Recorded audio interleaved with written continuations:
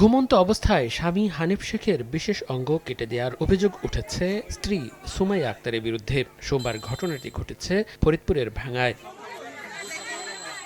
Police ও এলাকাবাসী জানান, হানিফ ও সুমাইয়ার মধ্যে প্রায়ই কলহ লেগে থাকত। রোববার রাতেও তাদের মধ্যে ঝগড়াঝাটি হয়। সোমবার সকালে ঘুমন্ত অবস্থায় ধারালো অস্ত্র দিয়ে স্বামী হানিফ শেখের বিশেষ অঙ্গ কেটে দেন সুমাইয়া। এ সময় হানিফের চিৎকার শুনে আশপাশের লোকজন এসে তাকে উদ্ধার করে। প্রথমে ভাঙ্গা উপজেলা স্বাস্থ্য কমপ্লেক্সে নিয়ে গেলে শারীরিক অবস্থার অবনতি হলে পরে ফরিদপুর মেডিকেল কলেজ হাসপাতালে ভর্তি করা হয়।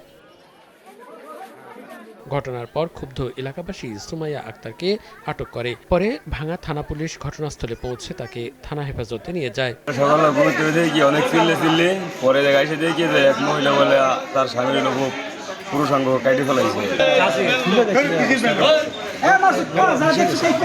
ওটা দেখে আমার পরিবারের এগুলো আমি তাকে সকালবেলা এসে দেখি যে এক মহিলা তার স্বামীর পুরুষাঙ্গ কাইটা ফেলাইছে পারিবারিক ঝগড়াঝাড়ি নিয়ে।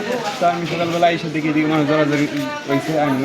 হানিফ ও সুমাইয়া উপজেলার হোগলাডাঙ্গি সদরদি এলাকায় একটি ভাড়া বাসায় বসবাস করে আসছিলেন।